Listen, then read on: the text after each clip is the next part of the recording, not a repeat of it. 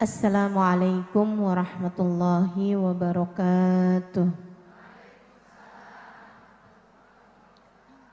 Alhamdulillah. Wassalatu wassalamu ala Rasulillah Muhammad ibn Abdillah wa ala alihi wa sahbihi wa man wala. Subhanaka la ilma lana illa ma 'allamtana innaka antal alimul hakim. Rabbi shrah li sadri wa yassir li amri wahlul 'uqdatan min lisani yafqahu qawli. Amma ba'du. A'udzu billahi minasyaitonir rajim. Inna 'iddatash syuhuri 'indallah ithnai 'asyara syahran mudkhalaqas samawati wal ardh minha arba'atun hurum. Kata Allah dalam Al-Quran, sesungguhnya jumlah bulan di sisi Allah ada 12 bulan sejak Allah ciptakan langit dan bumi. Di antara 12 bulan tersebut ada 4 bulan yang mulia. Nabi Muhammad menerangkan tentang 4 bulan mulia ini dalam hadis beliau, thalatha sard wahid fard. 3 bulannya berturut-turut, 1 bulannya menyendiri. Wa amma sard fadul qa'dah fadul hijjah fa muharram. Bulan yang berturut-turut adalah bulan Dzulqa'dah, Dzulhijjah, kemudian Muharram, bulan 11, 12 dan bulan 1. Fa amma fard, adapun 1 bulan yang menyendiri, fahuwa Rajab, maka itu adalah bulan Rajab. Bulan yang sangat dimuliakan di sisi Allah. Bulan yang sangat dicintai di sisi Allah.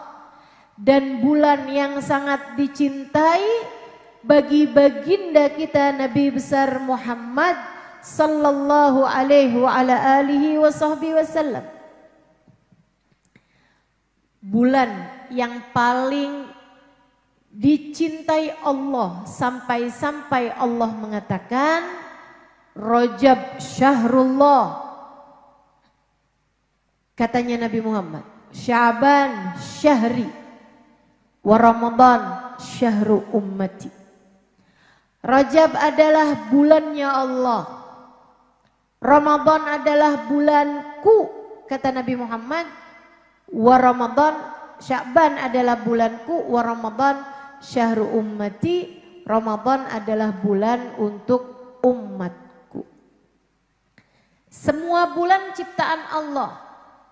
Tapi kenapa Rajab secara khusus dikatakan oleh Nabi Muhammad sebagai bulannya Allah? Maksudnya adalah Rajab bulan yang sangat dicintai oleh Allah. Sama kayak kamu misalnya sebagai seorang ibu, kamu punya anak 12. Misal punya anak selusin. Anakmu 12, kemudian ada 1 anak yang paling kamu sayangi, yang paling menyenangkan, yang paling bisa ngambil hati dirimu sebagai ibunya. Kamu suka bilang, nih yang satu nih anak mamah nih. Nih anak mamah nih. Emang yang lain bukan anak mama? Anak mama juga. Tapi yang ini karena sangat kamu cinta hingga kamu sebut sebagai anakmu secara khusus. Demikian kurang lebih makna dari sabda Nabi Muhammad, Rajab syahrullah. Rajab adalah bulannya Allah. Semua bulan bulannya Allah kali? Iya, tentu saja. Tapi karena Allah cinta bulan Rajab, Allah secara khusus menyebutnya sebagai bulannya Allah.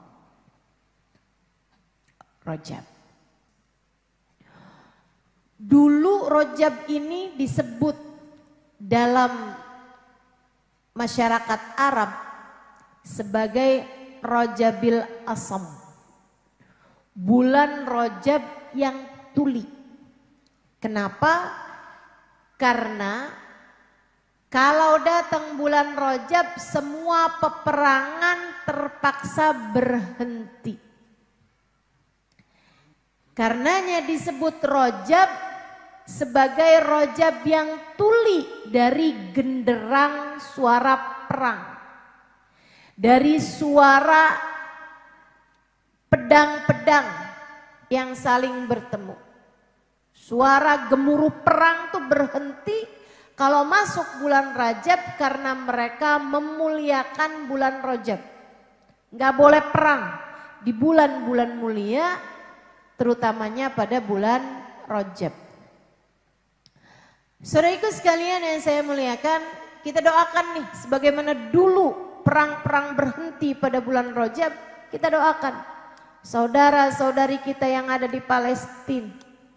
Mudah-mudahan bersama kedatangan bulan Rajab, Allah Subhanahu wa taala hentikan penjajahan dan peperangan yang sekarang sedang mereka alami. Kita doakan mudah-mudahan di bulan Rajab Allah karuniakan kedamaian, ketenangan pada saudara-saudari kita yang sekarang sedang berada dalam peperangan, dan selanjutnya lagi tidak akan ada lagi peperangan kepada mereka insya Allah. Amin ya Rabbal Alamin. Dulu namanya Rajabil Asam, Rajab yang tuli dari suara genderang perang. Hingga kemudian di masa Nabi kita Muhammad sallallahu alaihi wasallam, Nabi mengubah nama Rajabil Asam dengan nama Rajabil Asab, bulan Rajab yang tertuang. Bulan Rajab yang banyak diturunkan. Diturunkan apa? Diturunkan ampunan dari Allah Subhanahu wa taala, karena Rajab adalah bulan ampunan. Rajab syahrul rahmah, Rajab syahrul maghfirah. Rajab bulan turun rahmatnya Allah, Rajab bulan turun ampunan-ampunan dari Allah Subhanahu wa taala jalla jalaluhu wa ta'ala azamatuh. Maka ini kesempatan buat orang-orang semacam saya, semacam kamu, kita semua yang punya banyak dosa, untuk mendapatkan ampunan demi ampunan yang Allah Subhanahu wa taala turunkan kepada kita sekalian. Jangan sampai Rajab berlalu sementara dosa-dosa kita tetaplah di tempatnya. Jangan sampai Rajab berlalu justru dosa kita semakin bertambah banyaknya. Jangan sampai Rajab terlewat begitu saja sementara kita terhalang dari semua ampunan yang Allah Subhanahu wa taala janjikan diturunkan pada bulan mulia ini. Tak ada arti dari turunnya ampunan jika tidak membuat dosa-dosamu terampuni. Tak ada arti dari yasubbullah maghfiratuhu sabba, dari turunnya, tertuangnya hujan ampunan dari Allah Subhanahu wa taala pada bulan Rajab yang seperti ini, jika tidak membuat kita terampuni dosa-dosa kita. Kita sangat perlu ampunan, teman-teman. Tahukah kamu, satu dosa saja yang tidak diampuni Allah cukup untuk jadi alasan Allah menggelincirkan kaki kita di saat lewat jembatan Sirat. Tahukah kamu, satu dosa yang dilakukan Adam alaihi salam melanggar aturan Allah Subhanahu wa taala, wala taqraba hadhihi syajarah fatakuna minadh dhalimin. Adam, Hawa, kamu boleh makan apapun di surga, tapi jangan deket-deket satu pohon ini. Fa'akala minha. Ternyata keduanya memakan buah tersebut. Fabadat lahuma sawatuhuma. Maka Allah Subhanahu wa taala kemudian membukakan aurat mereka, menurunkan mereka ke atas muka bumi ini. Hanya disebabkan karena satu dosa. Sama halnya dengan iblis. Saudariku sekalian, iblis itu sudah ibadah pada Allah Subhanahu wa taala 70.000 tahun lamanya. Enggak di bumi, enggak di langit. Kana minal jin. Dia itu dulunya salah satu dari bangsa jin pertama yang diciptakan Allah, yang kemudian Allah hancurkan semua jin tersebut yang menghuni bumi ini, illa iblis. Kecuali iblis diselamatkan oleh Allah Subhanahu wa taala, ditaruh di atas langit. Karena ibadahnya yang luar biasa. Imam Ghazali dalam kitab Minhajul Abidin menceritakan, ma min buq'ah min biqa'il ard.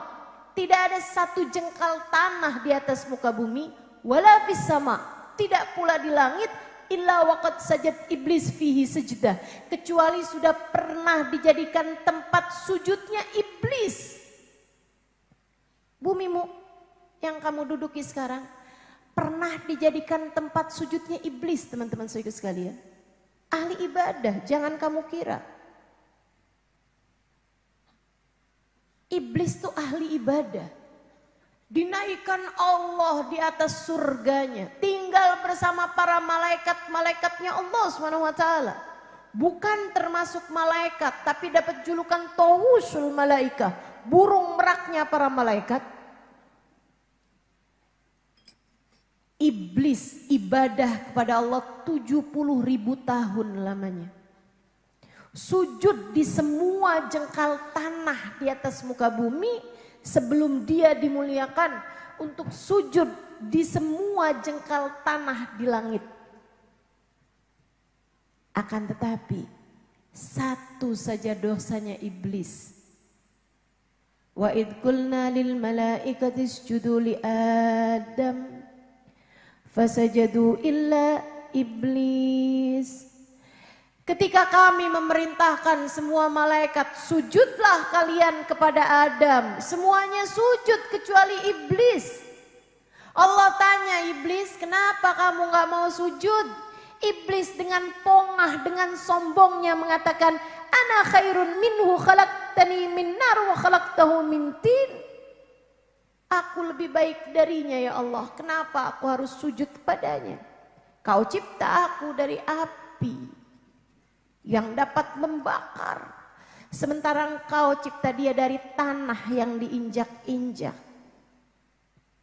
Saya lebih baik dari Adam. Iblis tidak merasa lebih baik dari malaikat, teman-teman. Iblis hanya merasa lebih baik dari satu makhluk saja, yaitu Adam. Segitunya Allah Subhanahu wa taala kemudian memerintahkan, wahai iblis, turunlah kamu di bumi. Fa innaka rajim, sesungguhnya kamu telah terkutuk. Hanya karena satu dosa yang dilakukan iblis, ibadahnya 70.000 tahun menjadi tak berarti. Hanya karena merasa lebih baik dari satu makhluk, sujudnya dalam tiap jengkal tanah di langit dan bumi menjadi tak ada arti. hatinya. Dan kamu, dan saya, dan kita semua. Berapa banyak dosa-dosa yang telah kamu lakukan? Berapa banyak dosa-dosa yang telah kita lakukan? Dan kita semua. Berapa banyak makhluknya Allah yang kita merasa lebih baik darinya? Sungguh cukup bagi Allah alasan untuk membuat kita saat melewati jembatan di akhirat nanti, kaki kita tergelincir masuk ke dalam api neraka.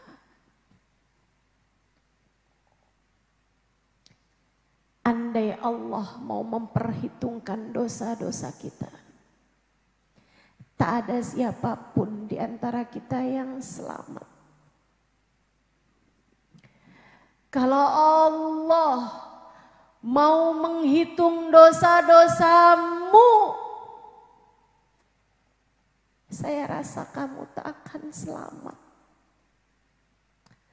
Kalau Allah mau menghitung dosa-dosaku, aku tak akan pernah selamat.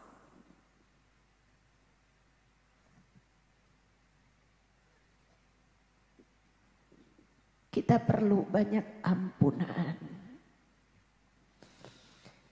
Kita perlu banyak maufirah. Kita perlu dikasihani, dirahmati, disayangi oleh Allah Subhanahu wa ta'ala. Karenanya jangan lewatkan kesempatan. Rajab kembali datang. Persiapkan hati agar pantas mendapatkan ampunan darinya. Idza adznaba al-'abd nakat fi qalbihi nuktah sauda. Ketika seseorang mengerjakan dosa, tertorehlah dalam hatinya satu titik hitam. Ketika ia bertaubat memohon ampunan, Allah pun menghapuskannya. Namun jika tidak, ia akan tetap tinggal di sana. Ketika ia melakukan dosa lagi,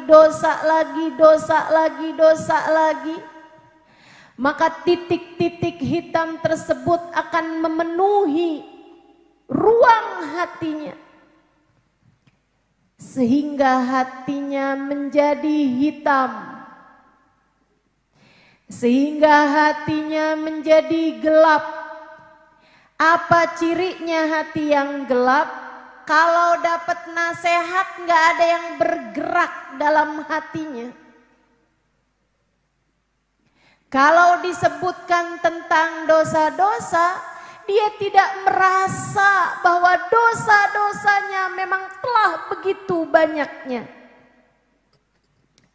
Hati kalau keras, disebutkan tentang neraka, disebutkan tentang azab kubur, diceritakan tentang Allah, tak akan bertambah keimanannya. Malah justru dia akan melihat orang-orang lain lebih banyak dosanya daripada dirinya. Iya tuh emang orang-orang tuh pada banyak dosanya. Suka pada nyakitin saya. Bulan Rajab kayak gini nih pada perlu tuh sama ampunan. Tapi kan mereka gak pada istighfar. Karena kan gak pada dengerin kajian. Dia merasa seolah-olah jaminan surga telah diberikan padanya. Dia merasa seolah-olah apa yang sudah dilakukannya di atas muka bumi ini menjadikan dia mustahil untuk Allah Subhanahu wa ta'ala murka padanya. Apa bedanya kamu sama iblis? Kalau saya bilang sih malahan iblis masih lebih baik. Sebab ibadahnya sudah 70.000 tahun. Sebab sujudnya telah sepanjang itu dan sebanyak itu. Semua tempat sudah menjadi saksi atas ketaatan-ketaatan iblis selama ini. Kamu berapa banyak sujudmu? Kamu seberapa panjang zikir dan tahajudmu? Kamu seberapa banyak firman-firman Allah kamu baca dengan lisan dan hatimu? Betapa sangat perlunya kita sama ampunan Allah. Hati yang hitam sulit untuk bisa mendapatkan hidayah dari Allah. Sampai kalau hati tersebut sudah menjadi berkarat, sudah menjadi berkarat, sudah menjadi berkerak. Karena yang hitam sudah menumpuk, hatinya sudah penuh dengan dosa, masih tertoreh lagi titik-titik hitam yang akhirnya menjadikan hati tersebut menjadi berkerak, menjadi karat. Dalam bahasa Al-Quran Allah menyebutnya dengan nama Ran. Kalabal Ran ala kulubihim bima kanu yaksibun. Kalla innahum ar-rabbihim yawma idin lamahjubun.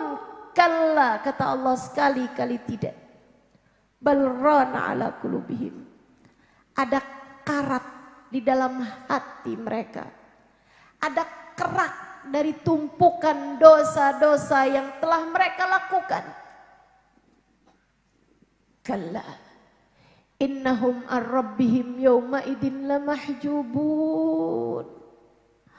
Orang yang hatinya berkerak, orang yang hatinya berkarat, di hari akhirat nanti akan terhalang dari Allah. Di hari akhirat nanti akan terhalang dari rahmatnya Allah. Di saat kematiannya, orang-orang yang hatinya semacam ini akan mati dalam keadaan su'ul khatimah. Iman tercabut dari dalam hatinya sesaat menjelang ajal menjemputnya. Na'udzubillah min dzalik. Ya Allah, lindungkan kami semua dari menjadi orang-orang yang semacam ini. Ya Allah, ya Allah, ya Allah. Hujan ampunan sebentar lagi mulai turun. Ia akan turun ke dalam hati-hati kita. Akan mulai menghapuskan titik-titik hitam yang selama ini telah memenuhi ruang hati kita.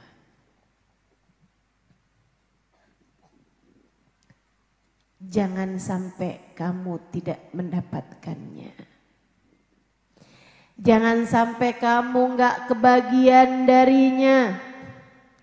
Perbanyaklah istighfar di bulan Rajab. Bacalah senantiasa permohonan ampunmu kepada Allah dengan lisan-lisanmu dan dengan hatimu. Mohonlah ampunan kepadanya. Bacalah banyak-banyak di bulan Rajab Sayyidul Istighfar. Yang semua dari kita saya rasa sudah menghafalnya. Diajarkan baginda kita Nabi besar Muhammad sallallahu alaihi wa ala alihi wa sahbihi wasallam. Allahumma anta rabbi.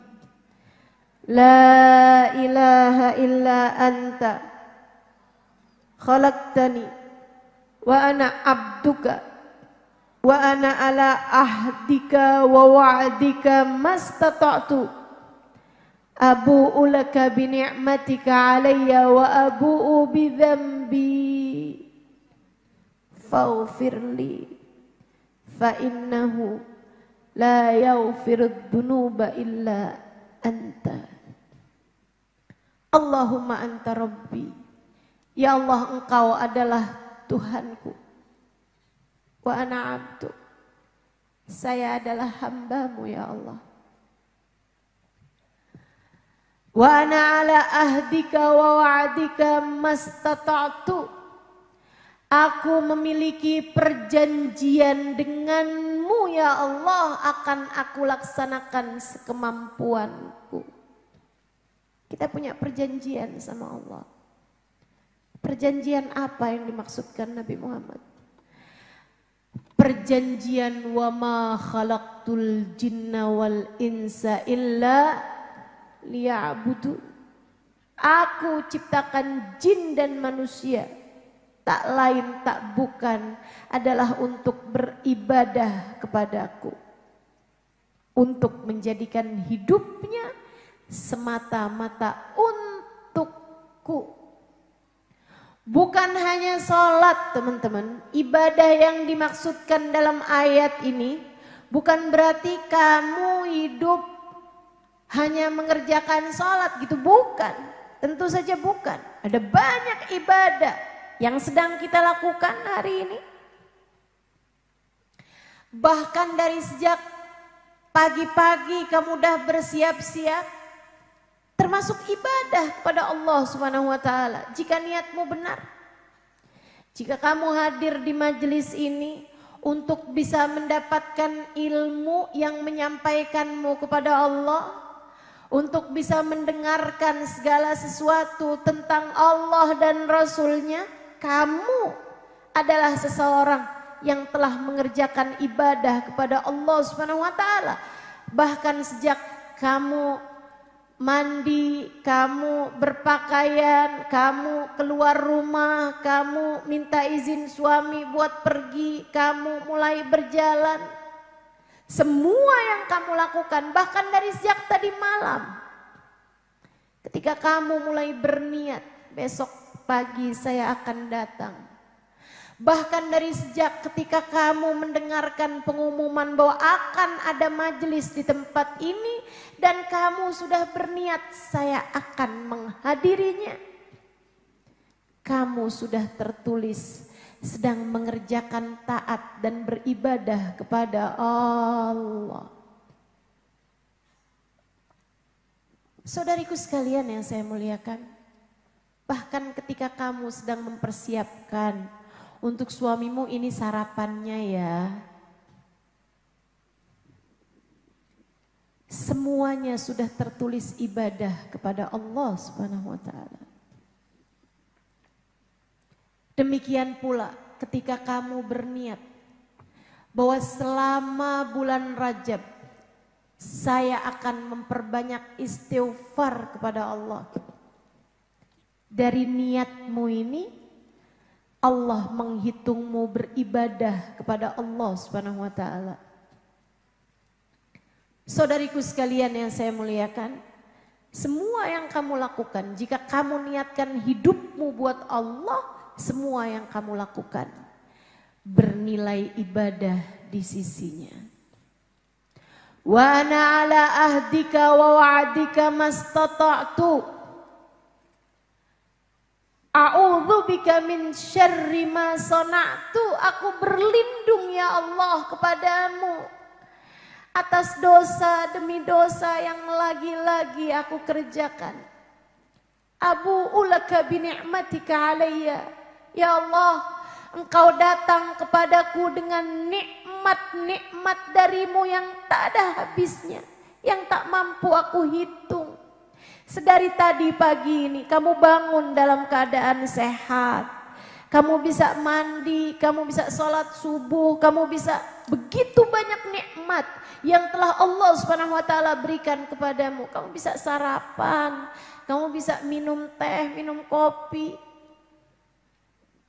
Saudariku sekalian yang saya muliakan, gak ada semuanya kecuali dari Allah Subhanahu wa taala. Andai tadi pagi bangun tidur, Allah jadikan kakimu tak bisa bergerak dari atas tempat tidurmu, bagaimana mungkin kamu pagi hari ini sampai di tempat ini? Andai tadi pagi Allah Subhanahu wa taala membuat perutmu sakit, kamu mungkin tidak akan sampai di tempat ini. Dari Allah Subhanahu wa taala semuanya. Abu'u laka bi ni'matika alayya. Engkau selalu datang padaku ya Allah dengan berjuta-juta kenikmatan yang tak pernah mampu aku hitung. Usus-usus yang dibiarkan bekerja sebagaimana mestinya. Saraf-saraf dalam tubuhmu yang Allah biarkan tetap bekerja. Sel-sel dalam tubuhmu, aliran darah yang Allah biarkan mengalir.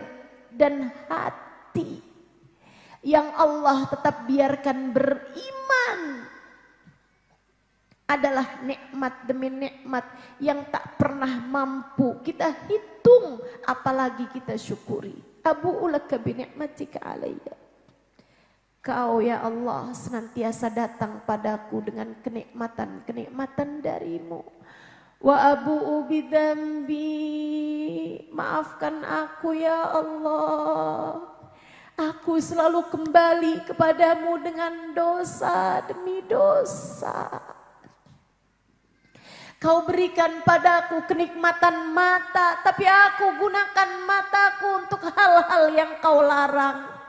Faufirli, ampunilah aku ya Allah. Kau berikan padaku pendengaran telinga.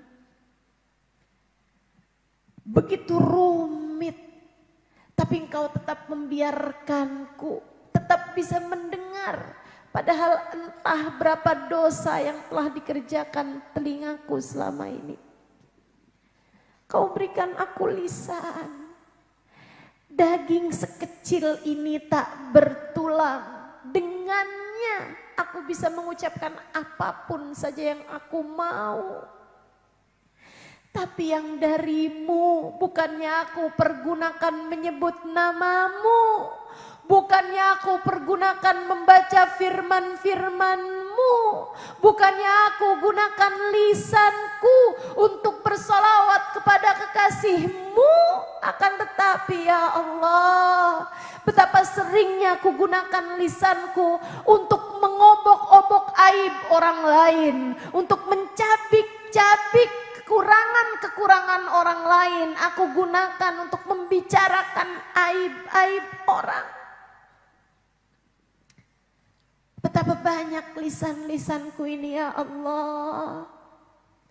Berkata hal yang buruk pada suami, marah-marah kepada anak, ngomel-ngomel, nyakitin hati suami, nyakitin hati orang-orang. Abu'u laka bi ni'matika alayya. Kau datang dengan memberi kenikmatan lisan. Abu'u bidzambi. Aku gunakan lisanku untuk berbuat dosa demi dosa. Faufirli. Ampunilah aku ya Allah. Fa innahu la yaghfirudz dzunuba illa anta.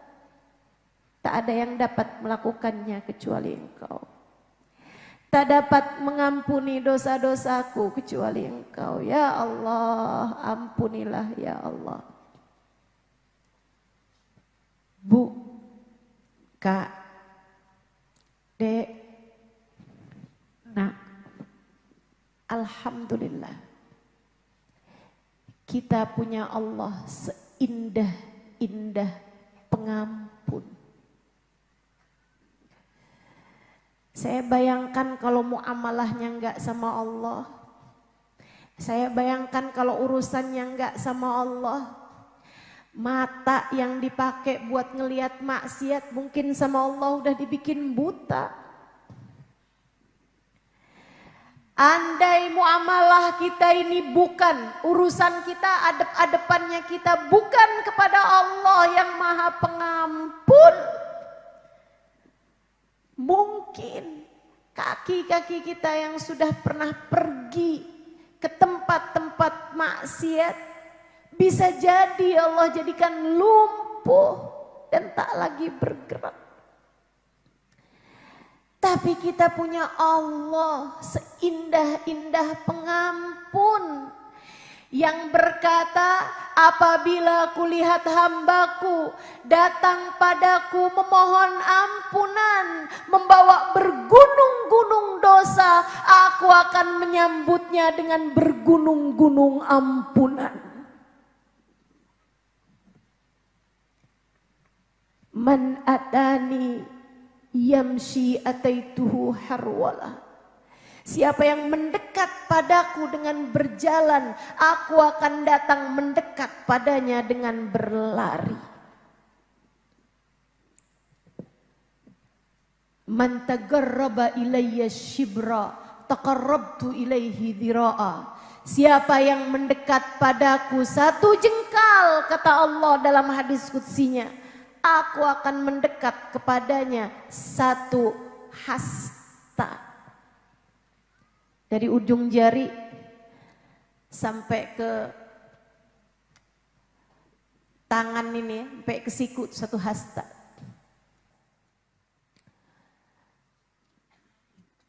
Kata Allah, man tagarraba ilayya dhira'a.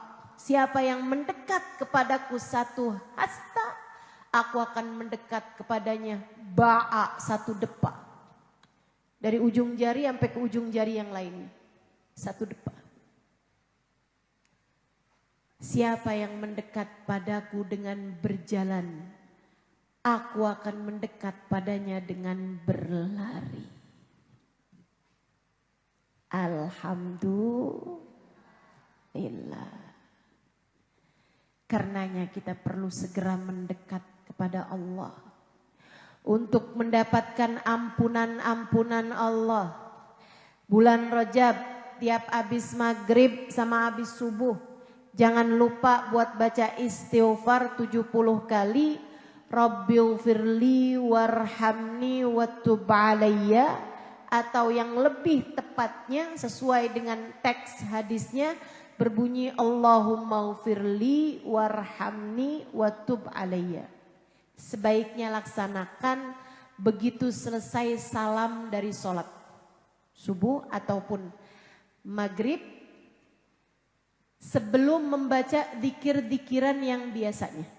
Jadi begitu habis selesai salam, assalamualaikum warahmatullah, assalamualaikum warahmatullah, angkat tanganmu, tengadahkan tanganmu, kemudian berdoa, Allahumma ghfirli warhamni wa tub alayya, Allahumma ghfirli warhamni wa tub alayya, Allahumma ghfirli warhamni wa tub alayya. Ya Allah ampunin, ya Allah sayangin, ya Allah karuniakanlah taubat kepadaku ini ya Allah. Ya Allah ampunin, ya Allah sayangin, ya Allah karuniakanlah taubat kepadaku ya Allah. Kembalikan aku di jalanmu ya Allah. Jadikan aku hamba-hambamu ya Allah. Allahumma ufirli warhamni watub alayya. Kapan dibaca? Ba'da subuh dengan ba'da maghrib. Ustazah, kalau dipindah waktunya boleh? Jangan. Habis subuh sama habis maghrib.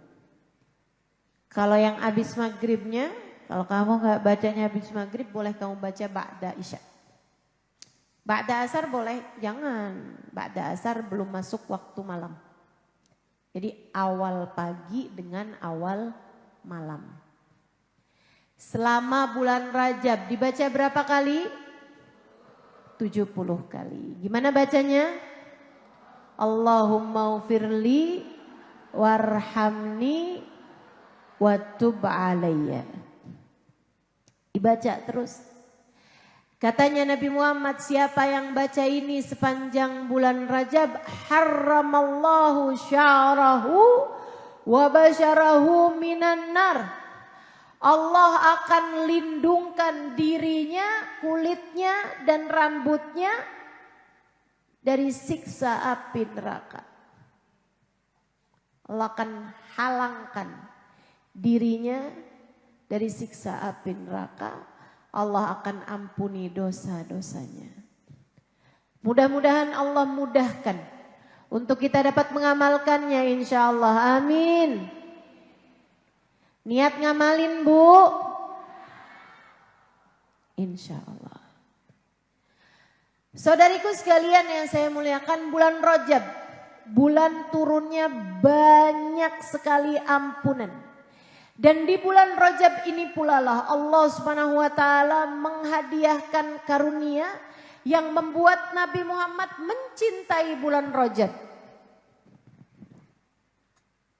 Menghadiahkan buat Nabi Muhammad peristiwa agung, yaitu peristiwa Isra dan Mi'raj.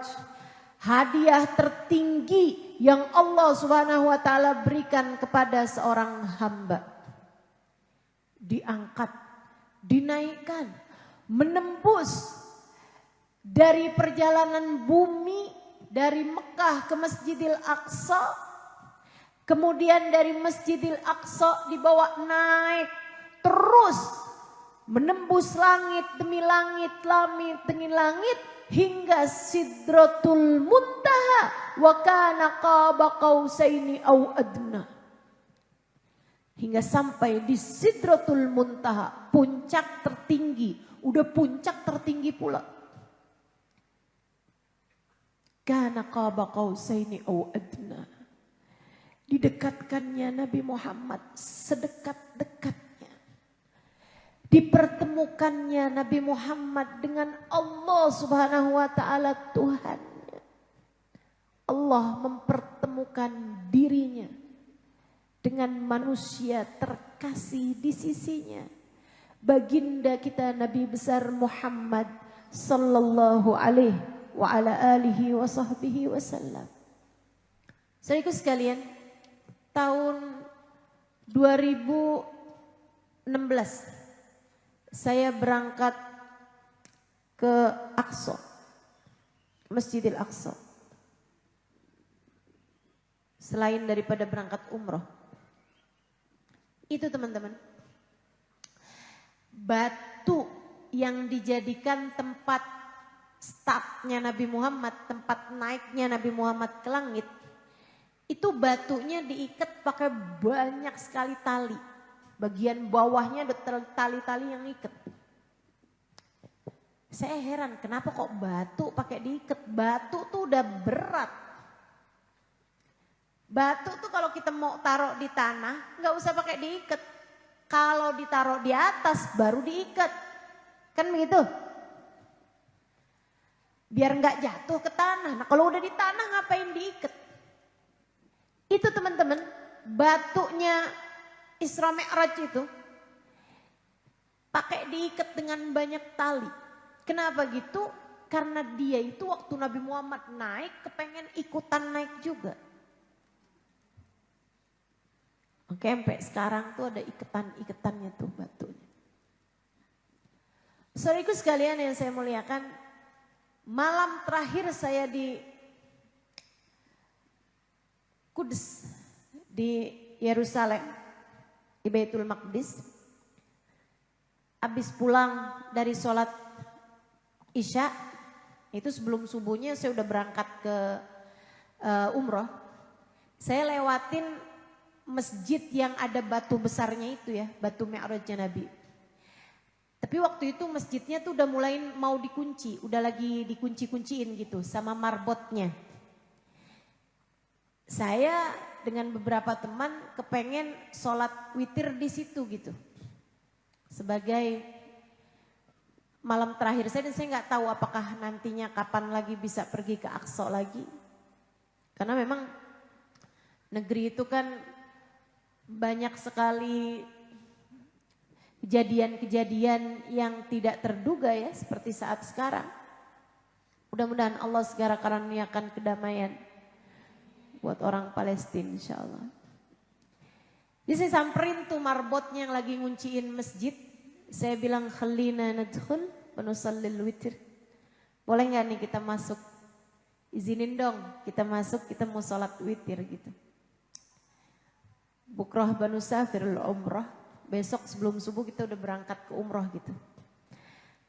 Terus dia bilang, oke boleh tapi jangan lama-lama gitu. Saya ngerti lah mungkin dia mau cepet-cepetan tutup masjid kan, dia mau makan malam, dia mau pulang, dia ngantuk, kita nggak tahu kan. Jadi saya bilang baik, kita akan cepet-cepetan. Saya masuk sholat witir bersama dengan teman-teman saya juga. Kita berpencar-pencar gitu kan. Habis selesai saya sholat, saya disamperin sama yang tadi marbot itu. Saya pikir oh nih mesti disuruh cepetan pulang nih. Terus dia nanya, Araftil Arabiyah? Dia bilang kamu ngerti bahasa Arab? Saya bilang bolehlah dibandingin orang Kerawang.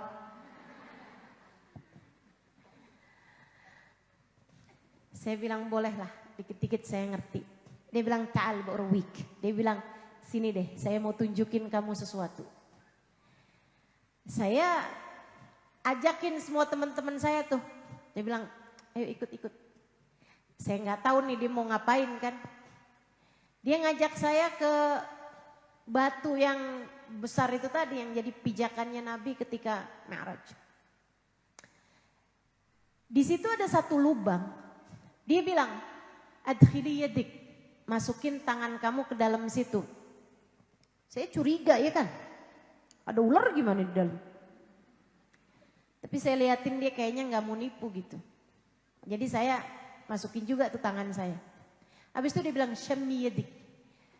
Kamu pegang batu di situ dibilang, tapi memang karena kecil lubangnya kan udah pasti tuh kepegang.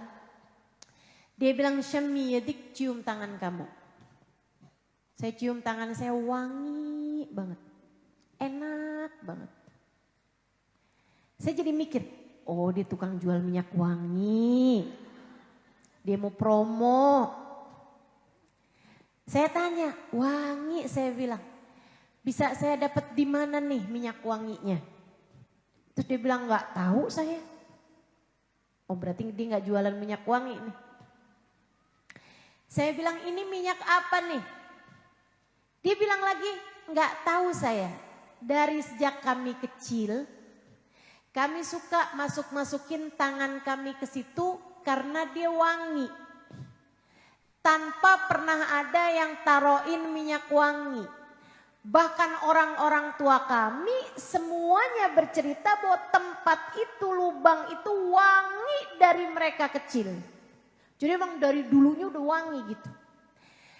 Dia bilang kabarnya lubang ini jadi wangi karena dulu beberapa helai jenggotnya Nabi Muhammad jatuh ke lubang tersebut. Membuat dia sampai sekarang berbau wangi. Itu Nabi itu. Jenggotnya doang teman-teman. Jatuh ke lubang. Lubangnya jadi wangi. 1400 tahun. Kebayang kayak apa wanginya Nabi Muhammad. Pantas aja. Sahabat tuh cerita,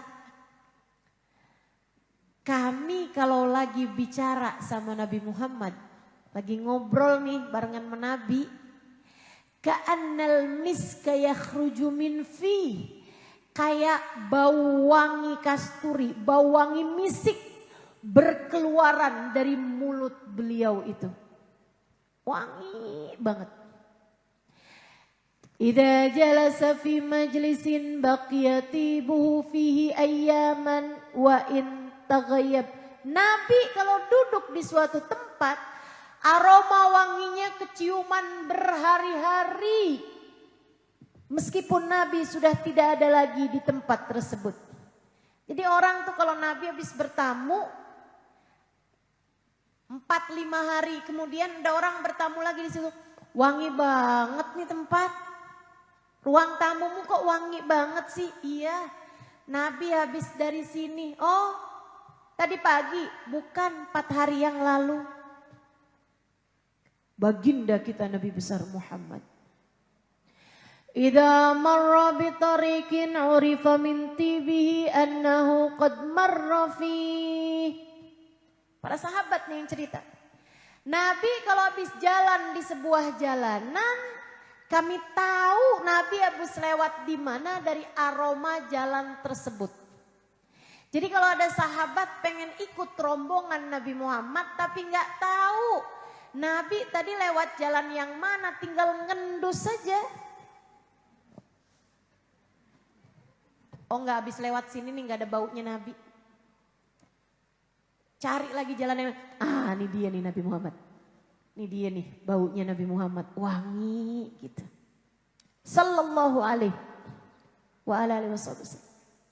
Saudaraku sekalian, kita sekarang udah susah nyari aromanya Nabi Muhammad. Sedikit-sedikit yang bisa kita dapat, kita dapat. Saya salah satu dari yang beruntung. Tapi sisanya udah nggak bisa kita dapetin lagi teman-teman. Tapi tenang, tenang. Bukan itu yang kita mau cari sesungguhnya. Allah tuh dengan dibuatnya Nabi Muhammad sewangi itu lagi mau ngajarin kita. Hatimu bisa sebegitu wanginya. Kalau di dalam hatimu terdapat cinta kepada Nabi Muhammad. Hatimu bisa sebegitu indahnya. Jika di dalam hatimu terdapat cinta kepada baginda Nabi besar Muhammad. Sahibul Isra wal Mi'raj yang telah Allah anugerahi kepadanya Isra dan Mi'raj. Maka merayakan Isra dan Mi'rajnya Nabi Muhammad adalah bertanya kepada hati kita sendiri. Kepada hati kita masing-masing. Adakah cinta kepada Nabi Muhammad telah bertahta di dalam hatimu itu? Adakah hatimu telah kenal rasa cinta kepada baginda Nabi besar Muhammad sallallahu alaihi wa ala alihi wa sahbihi wasallam? Dialah manusia paling tercinta di sisi Allah. Allah tak pernah mencintai siapapun dan apapun lebih daripada cintanya kepada Nabi besar Muhammad. Hingga semua yang ada kaitan dengan Nabi Muhammad menjadi dicinta di sisi Allah, menjadi mulia di sisi Allah, dan menjadi sesuatu yang sangat-sangat indah, bahkan lubang yang pernah kejatuhan jenggotnya Nabi Muhammad. Ia menjadi lubang yang wangi meski telah berjarak 1400 tahun darinya. Saudariku sekalian yang saya muliakan, hatimu jika ia telah dijatuhi cinta kepada baginda Nabi besar Muhammad, sangat mungkin untuk menjadikan hatimu dituruni cintanya Allah. Dan jika Allah telah mencintai hatimu, jika Allah telah mencintai batu, lobang aja bisa bertahan 1400 tahun dan akan terus bertahan entah sampai kapan. Bayangkan jika hatimu telah dicintai oleh Allah. Bu, kalau hatimu telah dicintai oleh Allah, Allah akan bersihkan hatimu dari noda-noda hitam, bahkan dari kerak ataupun karat yang telah ada dalam hatimu itu. Jika hatimu dicinta oleh Allah, Allah akan hiaskan hatimu dengan keindahan demi keindahan sifat dan perilaku.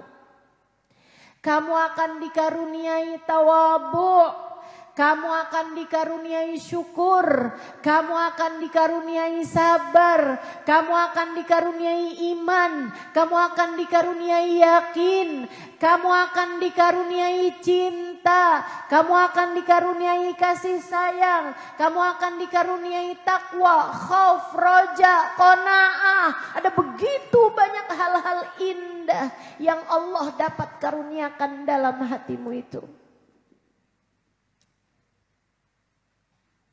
Dan yang terbesarnya, kalau Allah telah mencintai hati kita, yuthabbitullahu alladhina amanu bil qawli tsabit fi hayatid dunya wal akhirah. Allah lah satu yang menetapkan hati hamba-hambanya dengan kalimat syahadat di dunia maupun di akhirat, saat hidup maupun saat kematiannya datang. Orang-orang yang hatinya telah dicinta oleh Allah dengan mudah saat sakaratul mautnya tiba berucap kalimat la ilaha illallah.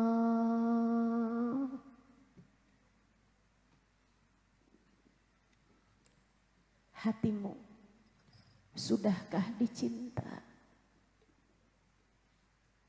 Hatimu sudahkah dicinta?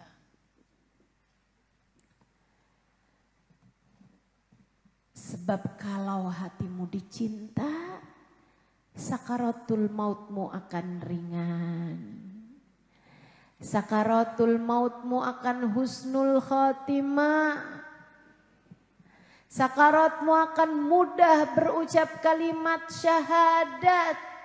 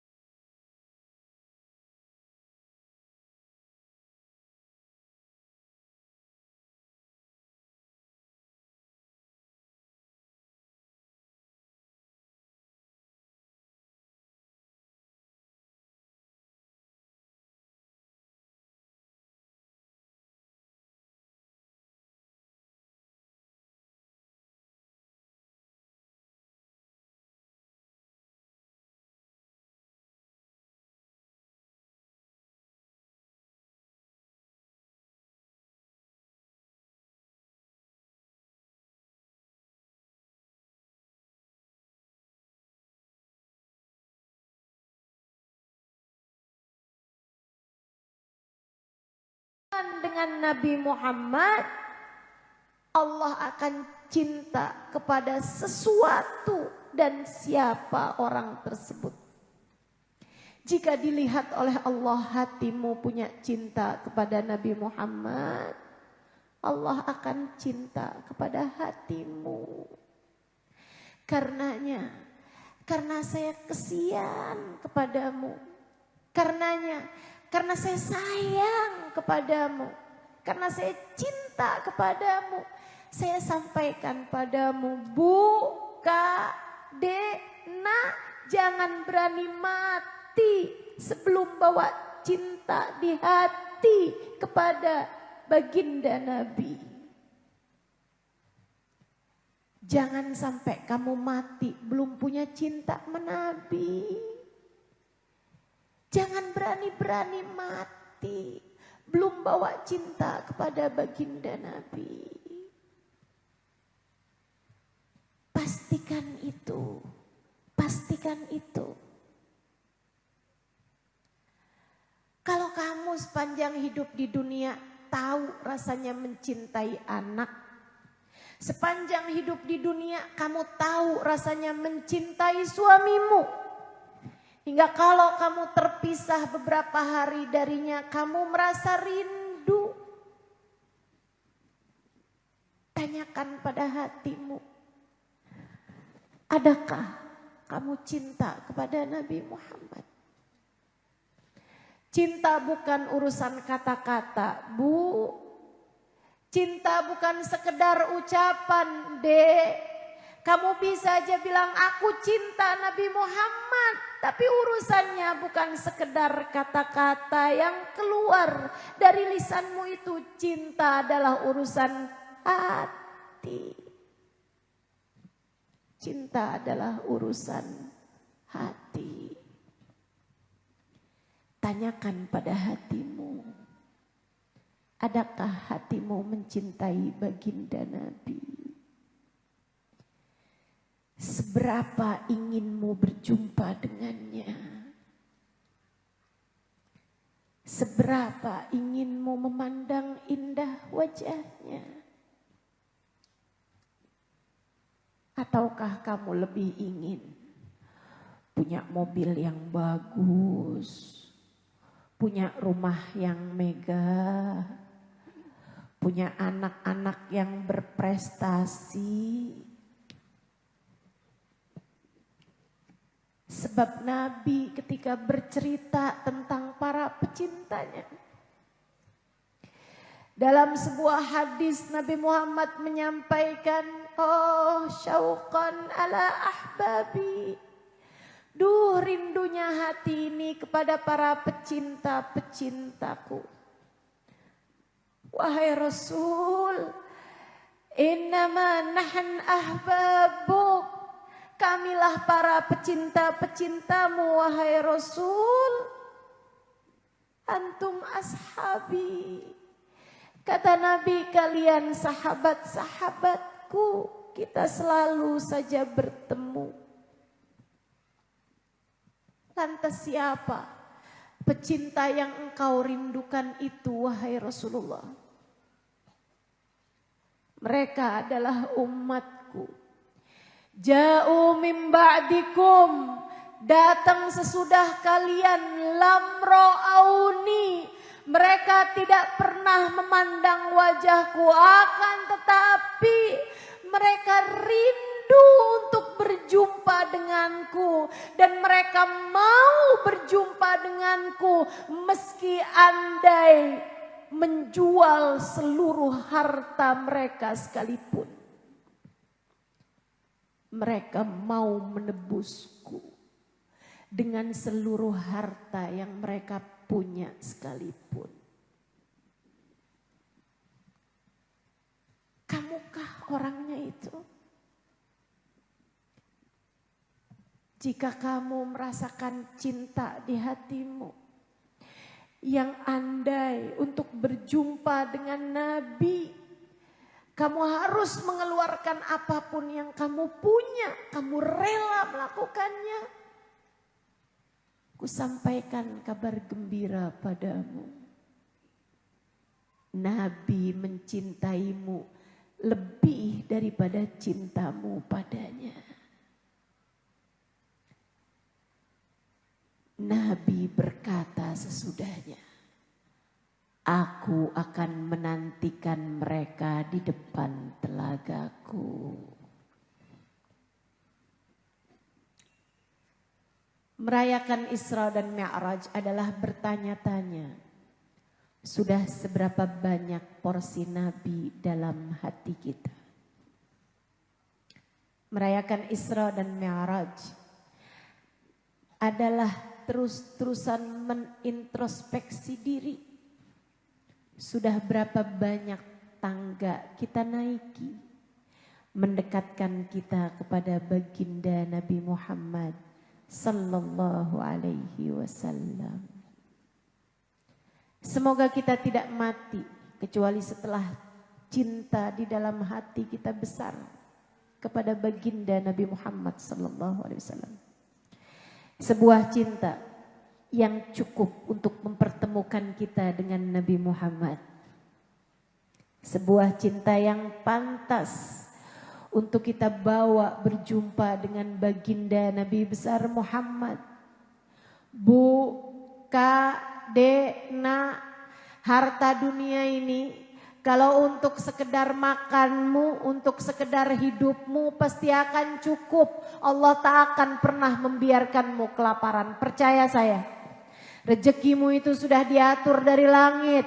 Kata Allah, rizqukum fis sama'i wa ma tu'adun. Rezeki kalian sudah selesai aku atur dari langit. Dan apapun yang sudah dijanjikan sudah selesai diatur dari langit. Yang belum dijanjikan adalah keadaanmu di akhirat nanti. Yang belum dijanjikan, apakah matamu kelak dapat memandang wajah Nabi Muhammad?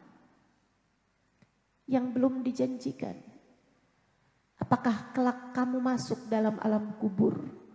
Kuburmu menjadi taman surga ataukah menjadi lubang-lubang api neraka? Maka kalau sisa hidupmu di dunia kamu pakai buat kejar-kejar dunia, kamu pakai buat nyari-nyari harta, terus-terusan gak ada habis-habisnya, hidupmu yang mana yang kamu mau pakai buat nyari jaminan kebahagiaanmu di akhirat nanti? Sementara dunia yang kamu kejar-kejar ini, begitu kamu masuk dalam alam kuburmu, bahkan begitu sakaratmu tiba, sudah tak ada lagi artinya. Kamu tidak akan bisa membujuk malaikat Israel untuk pelan-pelan mencabut nyawamu, meskipun berapa banyak harta yang kamu punya. Begitu kamu masuk ke dalam alam kuburmu, tak ada lagi yang tersisa. Semua sudah menjadi hak ahli warismu. Kamu sudah gak punya apa-apa lagi. Berlian yang melingkar di jarimu itu tak ada artinya ketika Israel datang menjemputmu. Kendaraan pribadi yang mewah yang kamu kejar mati-matian itu gak ada lagi artinya. Saldo di rekeningmu, begitu datang ajal menjemputmu, tak ada lagi artinya. Rumah yang kamu bangun dengan susah payah, tak ada lagi artinya. Bahkan anak suami yang menyayangimu tak ada lagi artinya. Yang ada artinya hanya tinggal Allah dan Rasulnya. Allah dengan rahmatnya dan Nabi Muhammad dengan syafaatnya. Mari kita baca suratul Fatihah. Kita minta pada Allah SWT. Semoga Allah tidak mematikan kita kecuali setelah Allah karuniakan untuk kita hati yang selamat, hati yang penuh cinta, kasih sayang Allah SWT, dan juga syafaat baginda Nabi besar Muhammad sallallahu alaihi wasallam. Semoga kita nggak mati kecuali setelah syafaat baginda Nabi kita raih. Ala hadhihi niyah wa bikulli niyatin salihah. Fatihan Allah yuthabbit imanana, yunawwir qulubana wa qalibana ma'al huda wat tuqa wal afaf wal ghina wal ridha wal yaqin. Yaftah alaina futuhal arifin, yakhtim ajalana bil husna wa huwa radin anna fi khairin wa lutfin wa afiyah wa ila hadratin Nabi Muhammad sallallahu alaihi wa ala alihi wa sahbihi wasallam. Al-Fatihah. Baca bersama-sama. A'udzu billahi minasy